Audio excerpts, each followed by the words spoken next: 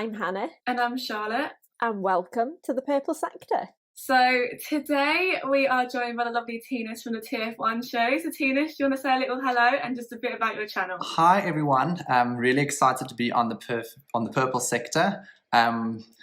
My name is Tinas, as you just heard, and I run a little channel called the TF1 show. So it's basically a channel similar to Purple Sector where we talk about F1, talk about everything that's going on behind the scenes, in front of the scenes. I talk a lot of nonsense as well. I mean, my most recent episode was literally 30 minutes of complete waffle, but that's nice. I think that's good as well every now and again. So yeah, if you want to check it out, please do. I'd really appreciate it, and hopefully you enjoy what you find. Yeah, so as always, I will put all his links in the description below. Please do give him a sub and also follow him on Twitter, because some of the stuff that I see on his Twitter just cracks me up. So yeah, I think we need to start talking about this bit of a wild weekend. So Hannah, do you want to start off? I got to talk about him because I have such a soft spot in my heart for him, and I've got my mug already. It's Sebastian Vettel. Yeah, kind of. This season has not been good for him. Kind of, soon as when lockdown happened, we got the announcement that he was leaving Ferrari, that they kind of did him a dirty. Been struggling to get into Q3. He's been getting points finishes, but towards the lower end. I don't know what it was about Turkey. I feel like Sebastian Vettel's one of them drivers that these days seems to thrive on chaos. Because qualifying, he didn't do that well. He qualified 12th. He out-qualified Charles Leclerc, which I thought was quite interesting because Charles normally had the better qualifyings than him this season, and then because of penalties he ended up starting 11th.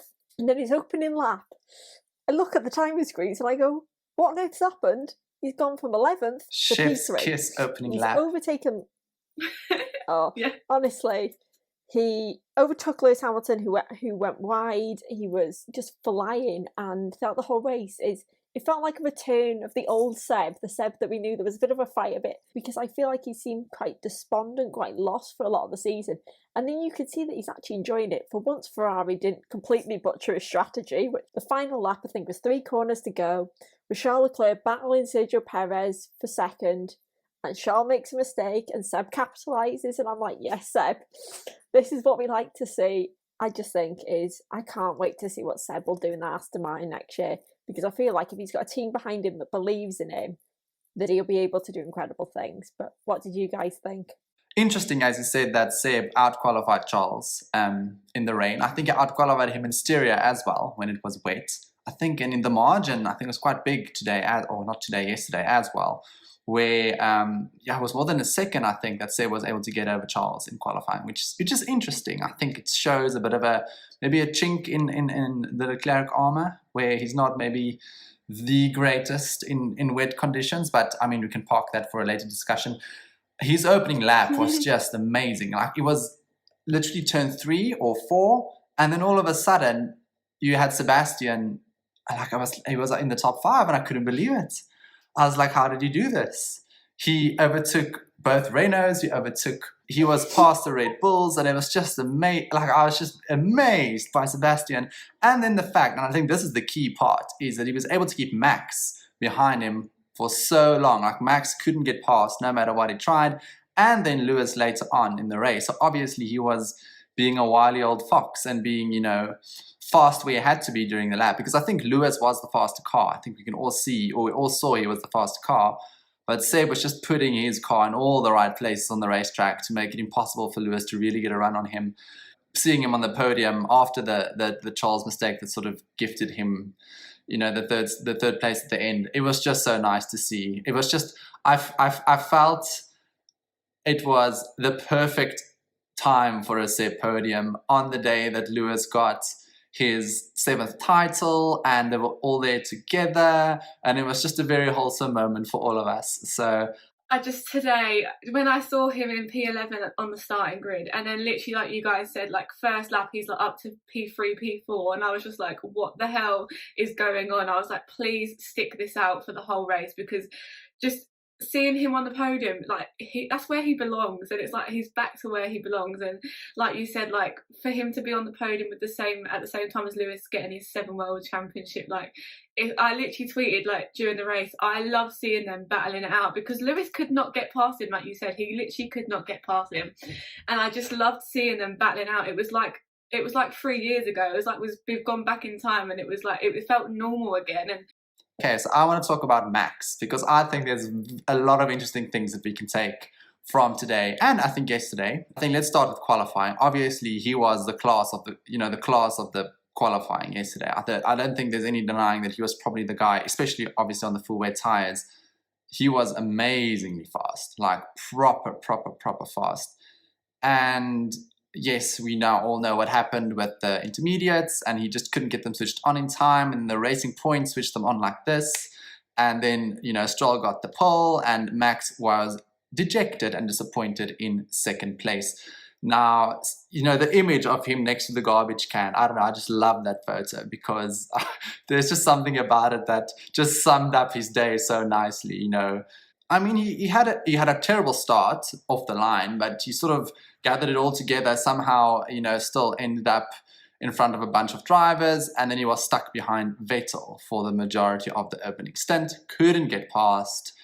And that's maybe the first point I want to raise about Max, is you can just feel him getting more and more and more frustrated.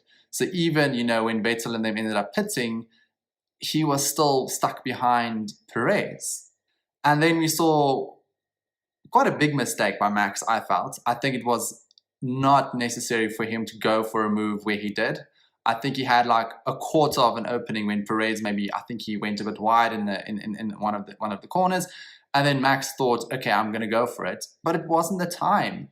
He went for the move, span around, flat spotted his tires, had to go pit, and that was basically his day done. And contrast that to how Hamilton and Vettel, I think that, and Perez obviously to an extent as well, how they drove their race, where they didn't go for any ridiculous overtaking moves. They were very conservative when they had to be. I think they were very much aware of the fact that, this isn't a sprint, it's going to be a marathon. Because, I mean, Max was just, I don't know if he was just short-sighted about the fact, or maybe he felt that he was the fastest guy on track and he must prove to everybody that he's the fastest guy on track.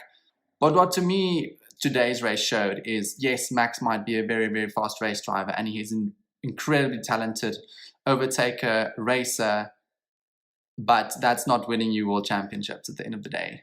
Yeah, if you look at Friday, if you look at Saturday, he was obviously top dog on both of them days. And like all throughout quali, I thought he's going to get this pole. Like my dad messaged me saying Max is going to get pole. I was like, I completely agree, Max is going to get pole. And then obviously Racing Point with their tyres came in, smashed it, got pole. And I was like, okay, this is fair enough. And then I thought, you know what, Max is normally really good on the starts. And then obviously he got away really well, and then the car just sort of like stuttered, and I was like, oh my god. And then you see the other cars coming, and he just sort of got swallowed behind, and then obviously working his way through and not being able to get past Vettel and not being able to get past Perez as well. And then sometimes he can channel his emotions really well, and like there might be a race where he feels angry but he's calm when he's driving. But I just felt like today he just let his emotions get the better of him, and when he was going for them sort of overtakes, or when he was driving, he just sort of just let his emotions take control and just didn't have full control of that car. And I know that's hard because it was very slippery and it was very wet.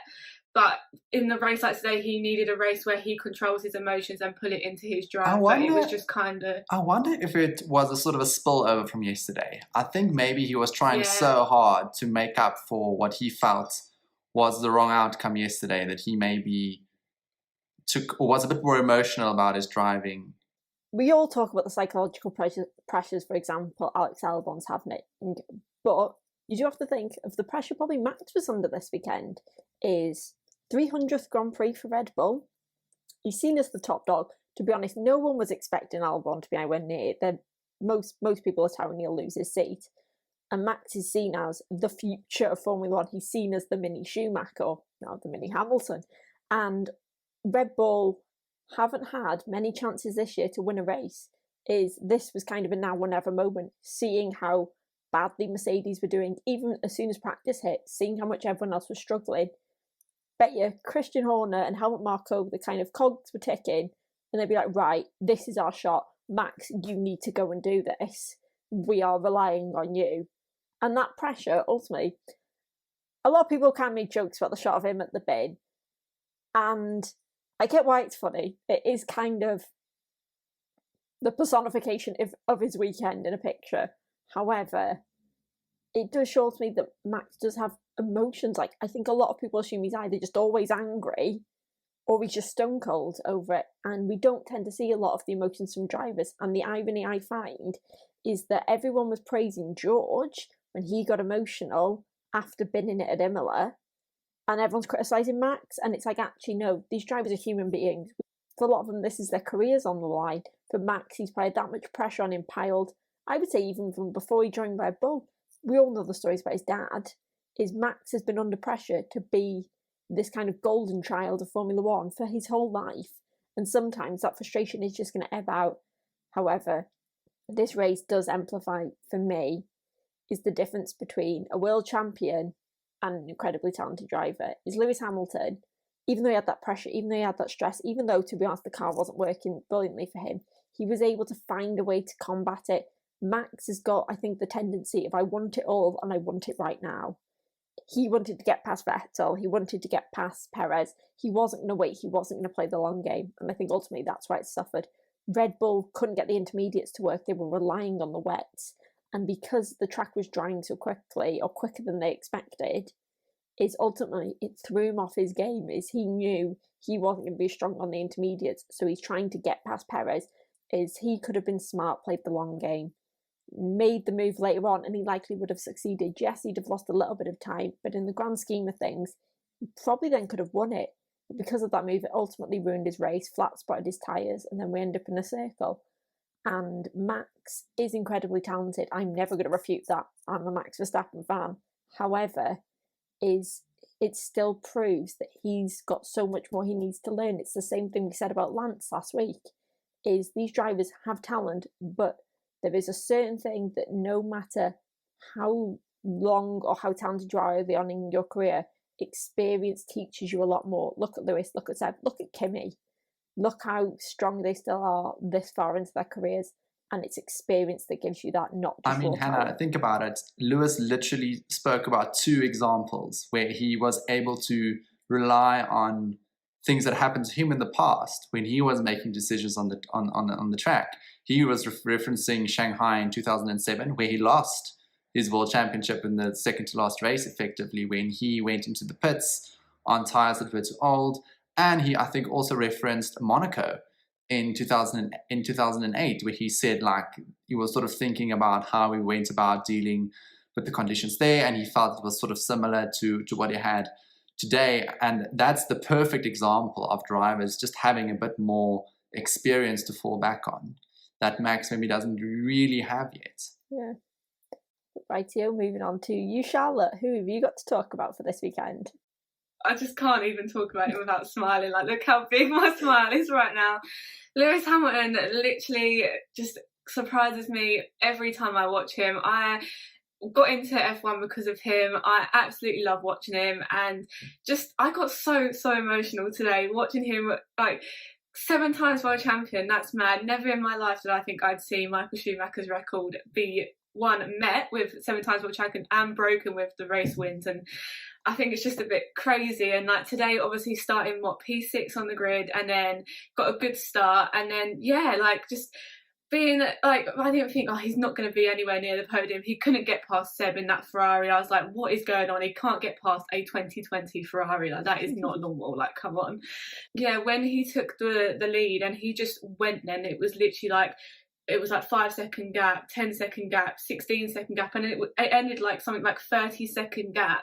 And his tyres were like laps and laps and laps old as well. They were not fresh tyres. And like you said just then, Tina, the fact that they were getting ready for a pit stop, like the crew came out, they were getting ready for that pit stop, and he turned around and said, I'm not coming in, I'm not going to risk it. If it's too wet, I just don't want to blow this. And I'm just so happy. And just the fact, like he said in the interview, he doesn't normally like to cry or show emotion when he's on camera, and just to hear that radio message, like his little sob at the start, I was just, like I just felt so happy, but so like emotional at the same time. And I just think that everyone thinks he might retire. Like in our group chat, was all like, is he going to announce his retirement? And then he come out and says, this is only the start. And I'm like, this is only the start, and you've got 7 world championships. Like, how long are you going to go on for? But I just think, for me personally, I think today's race is probably one of my favorites from him that I've ever seen. It was just this perfect culmination, as I said earlier, of everything that he's learned so far in his career. On the day to win his 7th title, to win by 31 seconds in a day with changeable conditions. Think back to Silverstone 2008. To Germany 2018, where you effectively changed the whole course of the championship by how well he was driving during that race. And to me, that was just such an amazing performance. And I agree with you, Charlotte. Like, he's not one that really gets emotional that often. He's won 6 of these championships, and he's usually quite, he's happy, but he's quite level-headed about it. He's sort of like, yeah, I won. Okay, I'll go next one, right? But this one, he was like proper taking it all in. He's being reflective, thinking back through all of the years that he's had, all of the difficulties that he's had, and then obviously all of the wins that he's had as well. He's just, to me, like today, showcased why he is one of the greatest drivers of all time. I think, to be honest, this race, as you said, kind of is a culmination of everything in his career, from karting all the way through all of the races, all of the triumphs and the losses, and the emotional stuff he's gone through. If you think in the past couple of years, all the stuff that's happened, he lost Niki Lauda, who's basically like the reason he got brought to Mercedes in the first place and was a big idol of his. And then all the work he's done this year with the Black Lives Matter movement and kind of pushing F1 to be better. We all saw it. He got so much hate on social media for all the other work he does and saying he doesn't deserve to be on the grid. Oh, he's only won this amount of championships because of Mercedes, because of how good they are. Today actually proved that no, he won because of him. He made the strategy calls, not Mercedes. It was him that put in the fastest laps. That Mercedes car was not the best on track today. Lewis is great, not just because he's fast, not because he's talented, but because he is so much more. He's an all-around racer.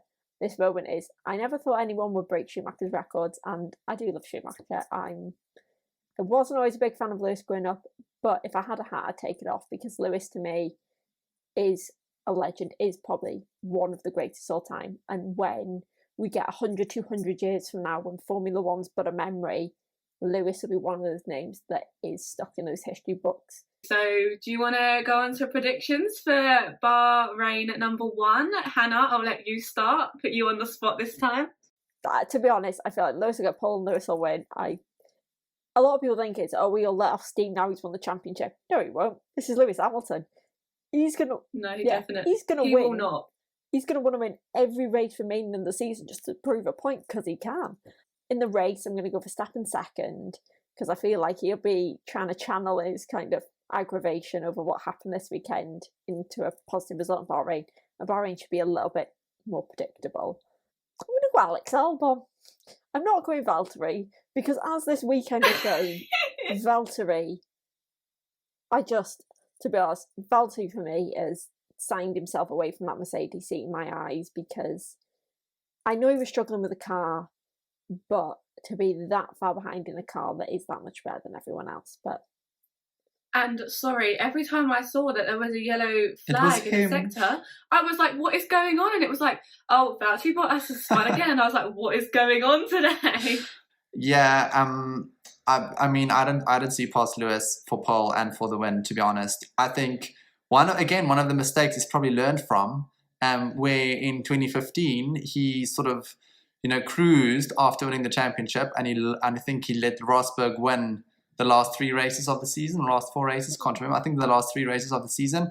Don't think he's going to do that this year. I think it's going to be pedal to the metal for him right up until the last lap of the season. So I'm putting him on pole and giving him the race win. I think Bahrain, I agree with you, it's going to be straightforward. It's a lovely track, but I think it's going to be one where the car that's the fastest or the second fastest, they're going to do well. I agree with Hannah again. I think I'm going to put Max in second, because I think Valtteri is probably like crushed after. He had an outside chance for the championship this race, but the way it's unraveled for him let me be very controversial because we know the Renaults are good in slow speed corners and are good on the straights. I'm going to say Esteban Ocon for third place. How did I know? How did I know it was going to be Esteban? I mean, he deserves it. He had such bad luck today and he still finished 11th. So good for him. Okay, well, I agree with you for Lewis pole and P1, obviously. I'm also going to say Max second. See, I just want it to be wild, but I know it won't be because it's going to be a predictable one. But I also was going to say Alex Albon for P3 because I know I do have a good feeling in my heart for him, and I know Tinas would love that and Elliot would love that as well. But now that you said it, I'm actually going to say Charles up in P3. And I know because the Ferraris haven't been doing so well, but today, like, I was really upset when I heard his radio message because he had a really good drive. So, and I know what he's like around Bahrain, like, just look at last season. So I'm going to say Charles in P3. I really do want him to get that P2 as well, but yeah, for me, it's P3 for Charles. I'm never going to forgive you for saying Esteban Ocon. Why? He's not that bad. Yeah. Gosh. He did a good job this weekend, like Albon. It was a good weekend for me, I'm not going to lie. Like, I was pretty pleased with how everybody did. But righty-ho, that's all we've got time for today. Tinas, it's been a pleasure having you on the channel, even if your taste in drivers is a bit dubious. So, as I said at the start, we'll put all the links in the description below, so make sure you give a sub to him and follow, and make sure if you're not subbed to us already, please subscribe, because there's about 60% of you that watch that are not subscribed to us, so please hit the subscribe button. Well, that's all from us. I'm Hannah. I'm Charlotte. And this is the Purple Sector. All bad. Bye.